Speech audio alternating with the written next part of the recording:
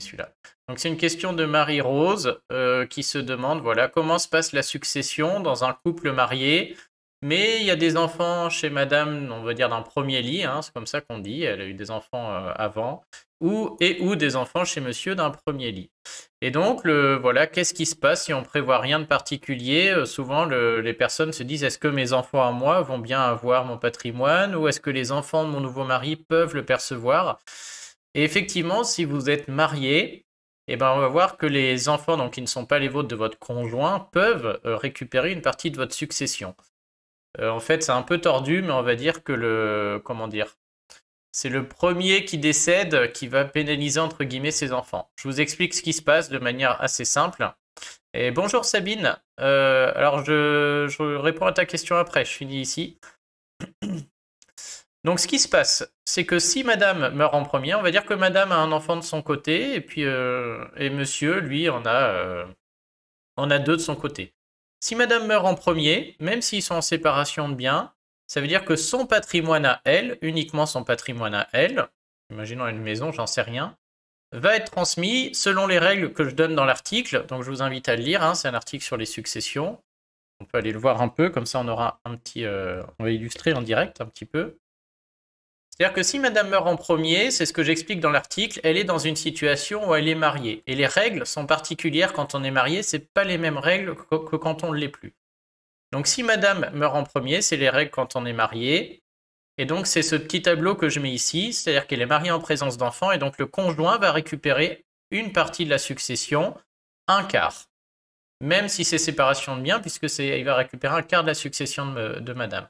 Donc si madame meurt en premier, monsieur, son nouveau conjoint, il a un quart de son patrimoine à elle, il garde ce qu'il possède déjà, et le reste va aux enfants de madame. Donc 3 quarts du patrimoine de madame vont aller à ses enfants.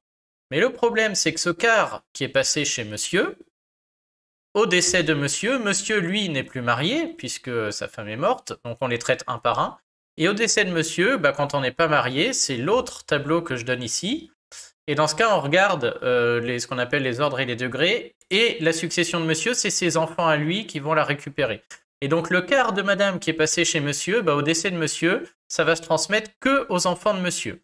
Et donc si madame meurt en premier, les enfants de madame ne sont pas contents, ils ont eu 3 quarts, et l'autre quart qui vient de leur mère, il est passé chez monsieur, puis aux enfants de monsieur, qui n'avaient rien à voir au niveau du sang avec leur mère.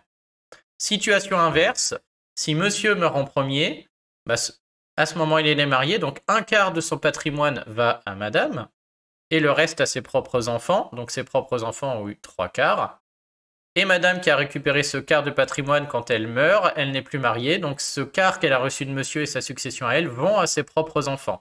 Et donc là, les enfants de madame sont très contents puisqu'ils ont eu la succession de leur mère en totalité, et en plus, ils se sont récupérés un quart de la succession de monsieur.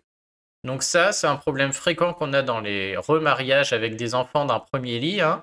C'est-à-dire que le premier conjoint qui meurt, ses enfants vont être un peu lésés, entre guillemets, c'est-à-dire qu'il y a un quart du patrimoine qu'ils ne vont pas voir, et les enfants du nouveau conjoint vont percevoir ce quart à terme avec le second décès. Donc voilà comment ça se passe, et effectivement, c'est une situation très classique des remariages, hein. Ça arrive tout le temps, et c'est quelque chose qui est problématique. Donc bonjour, je voulais savoir si je décède avant mon mari qui a 3 enfants et moi 2 enfants, et marié par la séparation de biens, est-ce que ces enfants auraient des droits sur mes biens propres? Donc alors, bonjour, à votre décès, votre mari récupère un quart, donc, et vos enfants 3 quarts. Donc peu importe le régime de mariage, ça va se passer comme ça, hein.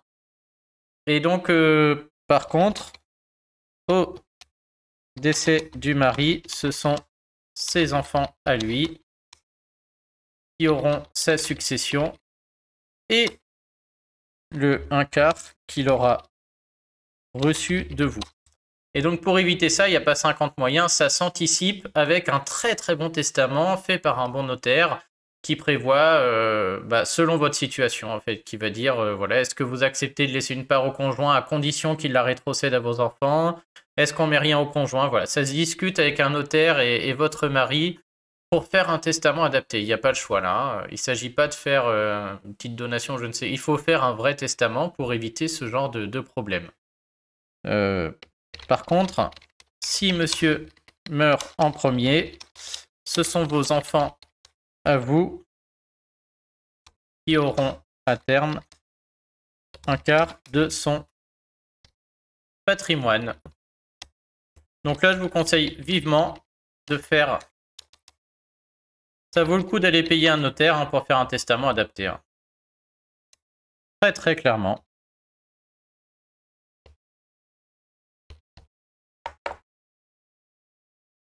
Donc voilà pour cette question sur la succession.